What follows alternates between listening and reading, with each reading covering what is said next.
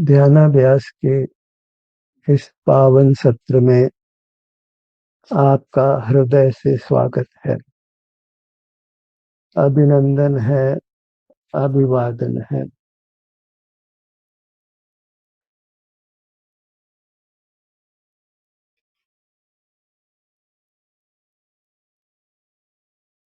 ध्यानाभ्यास के लिए कृपया अपने नेत्रों को बंद कर लीजिए।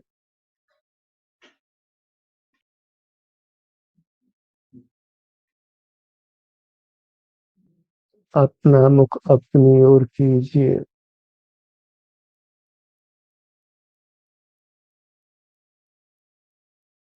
अपने आभ्यंतर अमूर्त शरीर का एहसास कर इसको सुखद रखिए। सुख की एक ही शर्त है कि आप अपने अमूर्त शरीर का एहसास करते हुए रहें, क्योंकि आपके लिए यही एक सुखदाता है।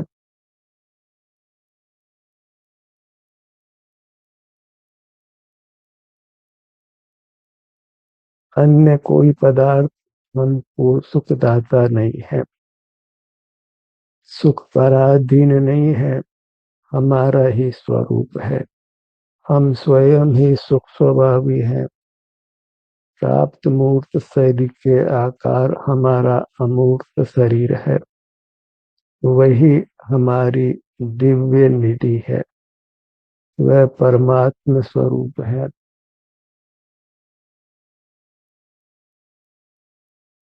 उसी का एहसास करते हुए हमें जीवन व्यतीत करना है। इसी विधि से हमारा अमूर्त शरीर रोगों से मुक्त रहता है, वेदना से मुक्त रहता है, हमें उत्तम से भी उत्तम सुख का अनुभव कराता है। सिर से पैरों तक अपने अमूर्त शरीर का विस्तार है। इसी का एहसास करते रहिए। यही कर्तव्य है, यही चारित्र है, यही धर्म है। धर्म का अन्य कोई स्वरूप नहीं है। अपने स्वरूप का संवेदन करना इतना मात्र धर्म का स्वरूप है। बस्ती बाहर से हटाते हैं तो स्वतः ही हमको अपने अमूर्त शरीर का एहसास होता है। यहाँ के सुख दुख का संवेदन होता है। इसी को परमात्मा संज्ञा है। हर जीव का अपना अमूर्त शरीर ही उसके लिए परमात्मा है। वही उसके लिए आराध्य है और वह आराधना इसके संवेदन रूप होती है। इसमें जो भी सुख दुख की स्थिति इसके विभिन्न भागों में है, इसके विभिन्न अंगों पांगों में है, उसका हमको संवेदन करते हुए रहना है और इसका आश्चर्यकारी प्रभाव होता है। आपका शरीर आपको उत्तम सुख देता है, अनुपम सुख देता है, जिसकी हम कल्पना भी नहीं कर सकते हैं।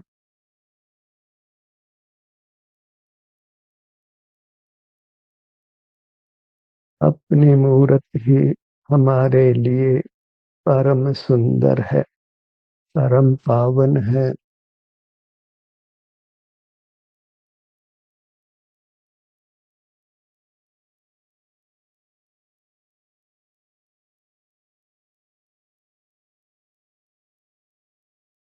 अपने संवेदन के लिए हमें किसी बाह्य पदार्थ की आवश्यकता नहीं है। अपनी इंद्रियों से होने वाले ज्ञान की आवश्यकता नहीं है। किसी उपयोग की भी आवश्यकता नहीं है। किसी शारीरिक बल की भी आवश्यकता नहीं है।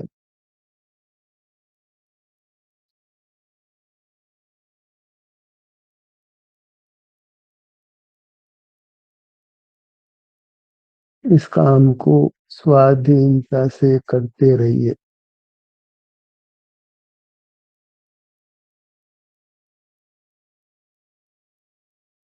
कार्य अत्यंत सुगम है, सरल है, सुखदायी है, स्वाधीन है, आपको सर्व दुखों से मुक्त कर उत्तम सुख में धरता है।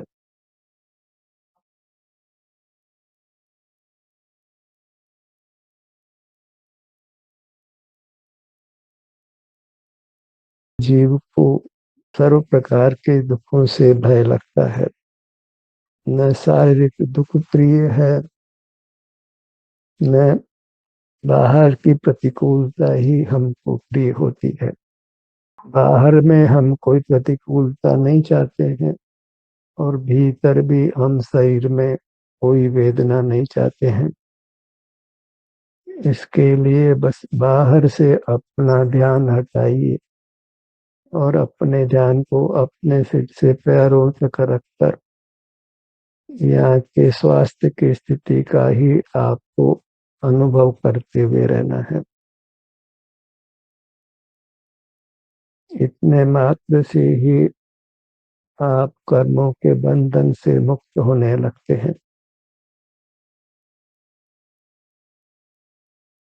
आपका स्वाभाविक स्वाधीन सुख आपके अनुभव में आने लगता है।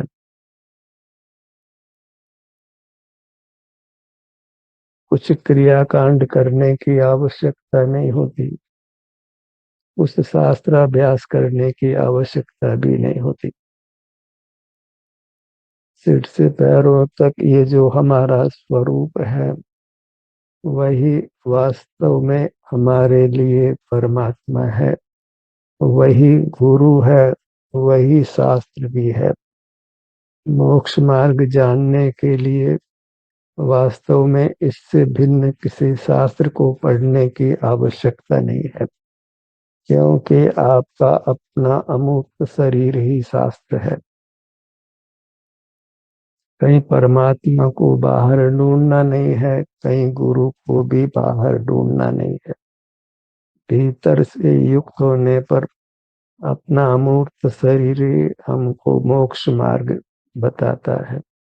क्या करना है, क्या हमारे लिए इष्ट है, क्या अनिष्ट है, सब कुछ ज्ञान अपने अमूर्त शरीर से युक्त होने से हो जाता है।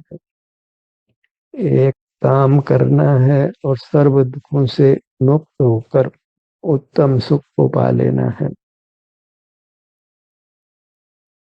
धर्म को विस्तार नहीं देना है। अपनी मूर्त को धारण करना अर्थात अपने अमूर्त शरीर को धारण करना अर्थात इसके सुख दुख का एहसास करते हुए रहना, इसी से आपका शरीर निरोग रहता है। क्योंकि इससे बद्ध मूर्त कर्मों की निर्जरा होती है।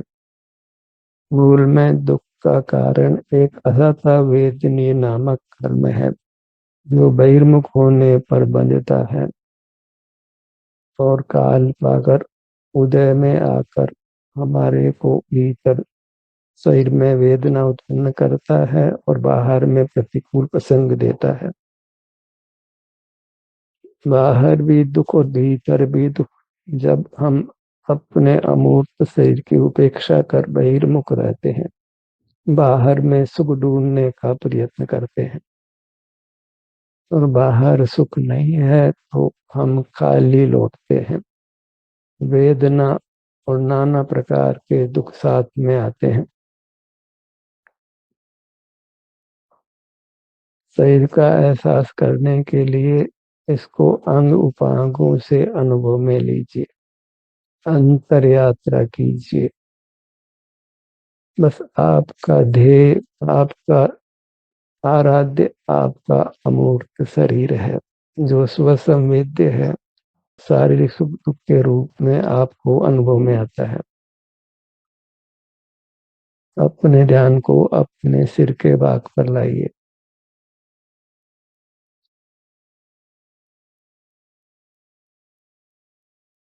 ललाट के भाग पर आइए।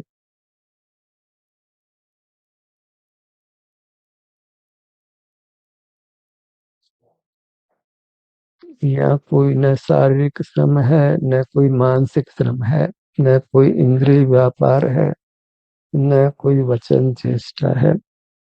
केवल विश्राम की स्थिति है, उत्तम विश्राम की, जिसमें निद्रा भी नहीं लेना है और हमको विश्राम हो जाना है। अद्भुत सुख का अनुभव होना है। निद्रा में तो हमको सुख दुख का कोई होश भी नहीं रहता है। जागृति में जब अपना ध्यान बाहर से हटाकर अपने शरीर से युक्त होते हैं तो हमको शांति का, सुख का स्पष्ट संवेदन होता है।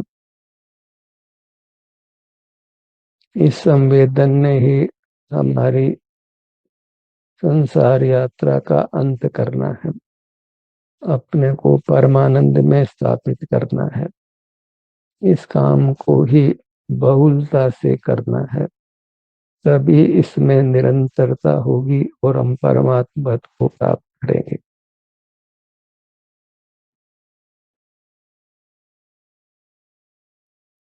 फिर अपने ध्यान को अपनी ओर लाते रहना है। यदि हमको इस बात का होश है कि सुखदाता अपना अमूर्त शरीर है, इसकी उपेक्षा करने से इसमें भी दुख होता है और बाहर में भी प्रतिकूल प्रसंग उपस्थित होते हैं, इसलिए इसकी उपेक्षा नहीं करना है। और इसकी अपेक्षा करते हैं, इसका संवेदन करते हैं, तो फिर हमको बाह्य पदार्थों की आवश्यकता भी कम से कम होते हुए समाप्त हो जाती है। मूर्त शरीर का बंधन जो विनाशिक है, इसके विनाश से हमारे भी विनाश का प्रसंग उपस्थित होता है। इसके बंधन से हमको भी दुख होता है। यही हमको पर्याय में मूर्त भी करता है, मूर्त से प्रभावित करता है, और हम भी इसके संबंध से अन्य मूर्त पदार्थों को प्रभावित करते हैं। ऐसा जो जगत के साथ संबंध बन रहा है, वह संबंध ही बंधन रूप है, हमें नाना दुखों में उपस्थित करता है। अपने ध्यान को अपने भ्रू मध्य पर लाइए।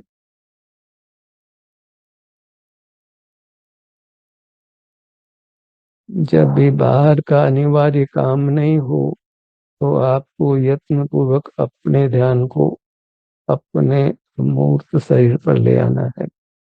इसके विभिन्न भागों की स्वास्थ्य की स्थिति को अनुभव में लेना है।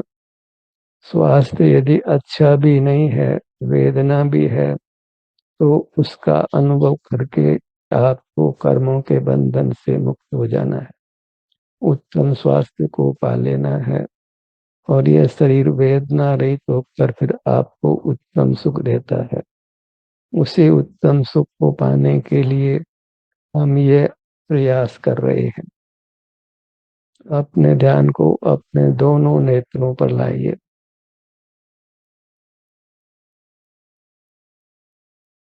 इंद्रियों के स्थान पर अपने ध्यान को लाने से इंद्रियां स्वस्थ रहती हैं, सुख का अनुभव कराती हैं, तो लौकिक जीवन भी अच्छा होता है और अपना आभ्यंतर मूर्त शरीर भी स्वस्थ रहकर हमको सुख का अनुभव कराता है।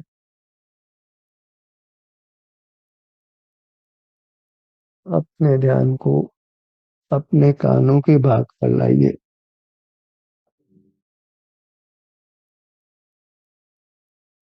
बायां कान, दायां कान, दोनों कानों को युगपत अनुभव में लीजिए। इस अनुभव के साथ स्वतः ही इन भागों में जो स्वास्थ्य की स्थिति है, आराम वेदना की स्थिति है, उसका हमको अनुभव होता है। यह अनुभव ही हमको कर्मों के बंधन से मुक्त करता है, अपने शरीर को सुखद बनाता है, वेदना रहित रखता है, बाहर में प्रतिकूल परिस्थितियां उत्पन्न नहीं होती है। नासिका भाग पर आइए।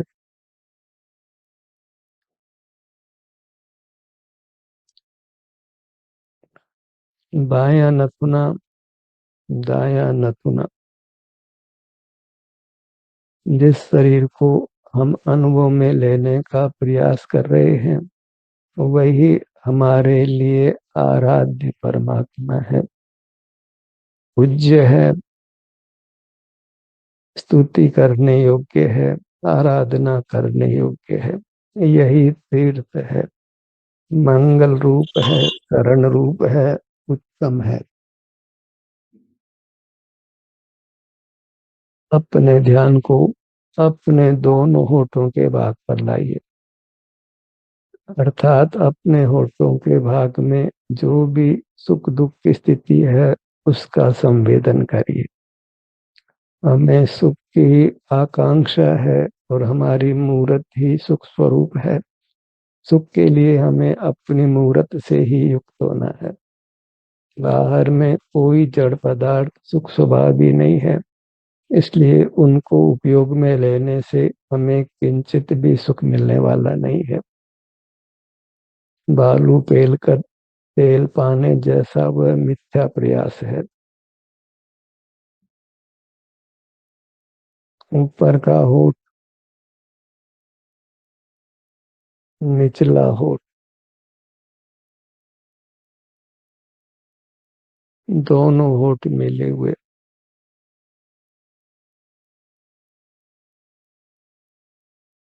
तत्काल ही हमको असीम आनंद का अनुभव होने लगे। ऐसी इस ध्यानाभ्यास से अपेक्षा नहीं करना है, क्योंकि क्रम से ही दुख निवृत्ति होती है और सुख की प्राप्ति होती है।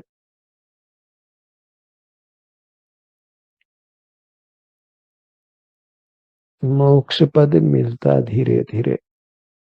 अगर बहिर्मुख हो तो फिर मोक्ष पद ही दूर जाता है, दूर से भी दूर जाता है। पूरे मुखमंडल को लक्ष्य में लीजिए।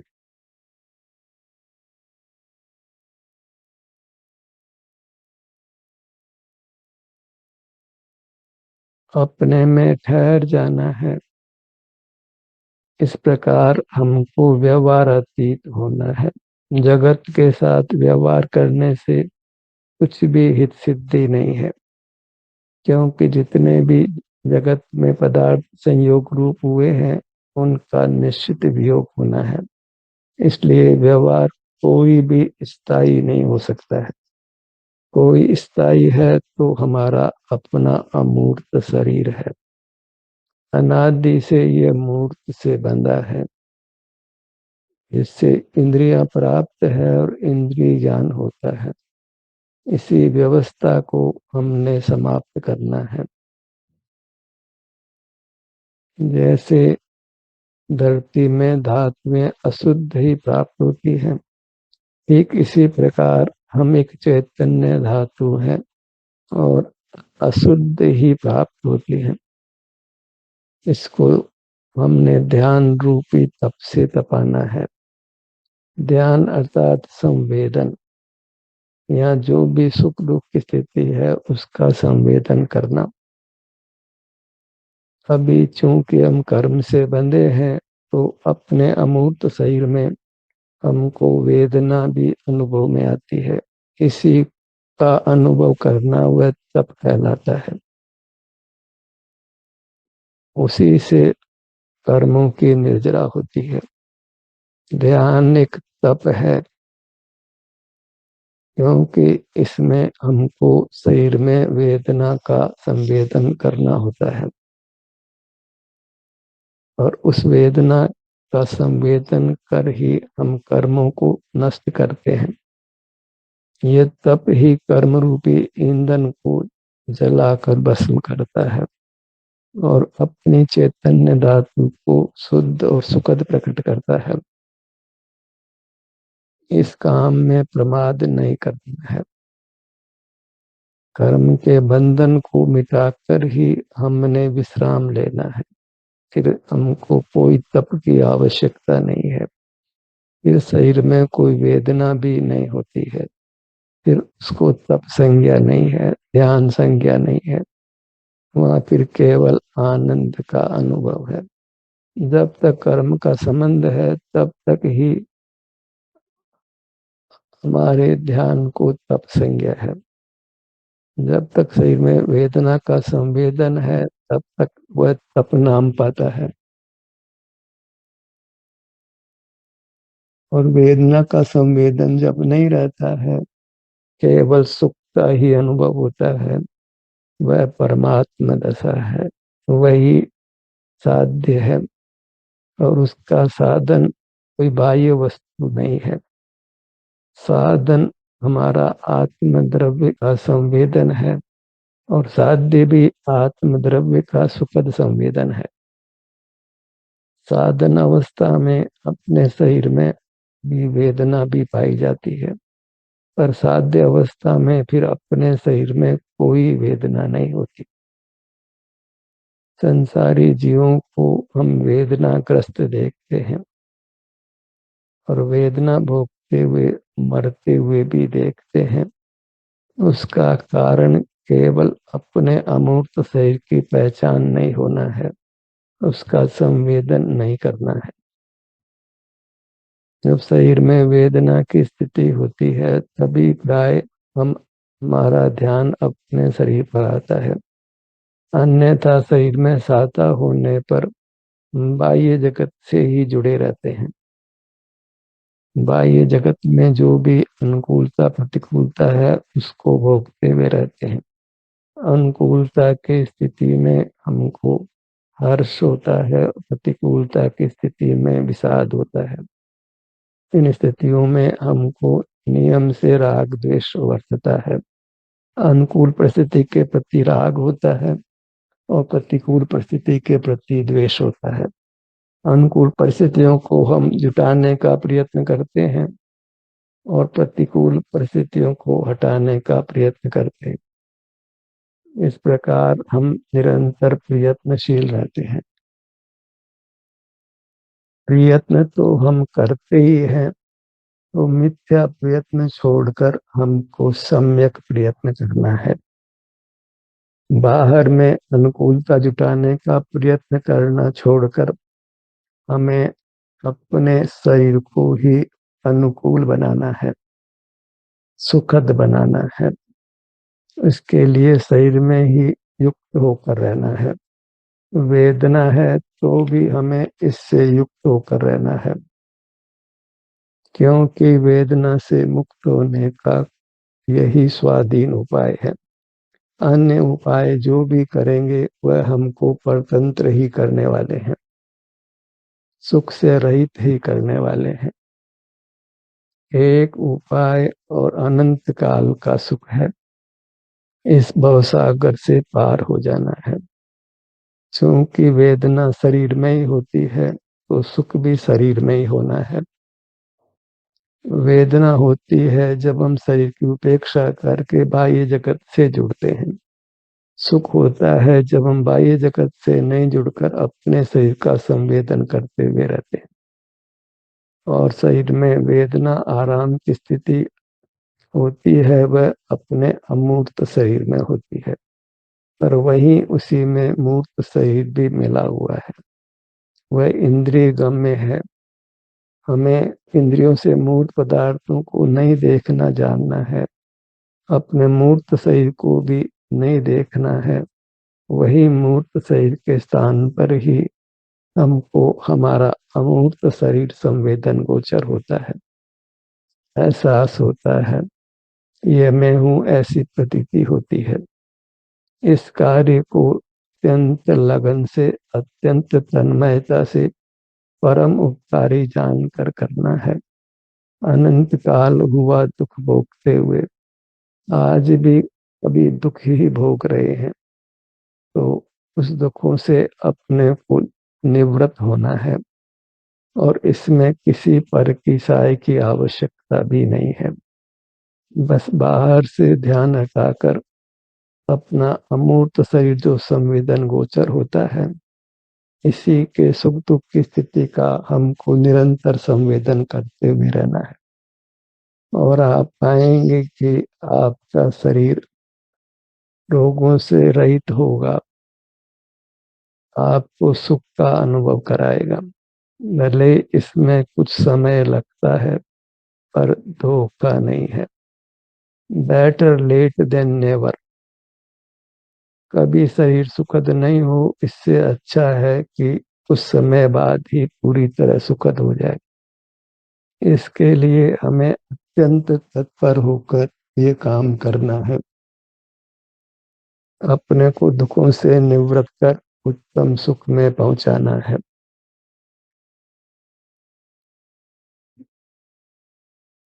अत्यंत रोचक भाव के साथ, हर्ष के साथ इस काम को हमने अहोरात्रि करने का प्रयत्न करना है। ध्यान का सत्र यही समाप्त होता है।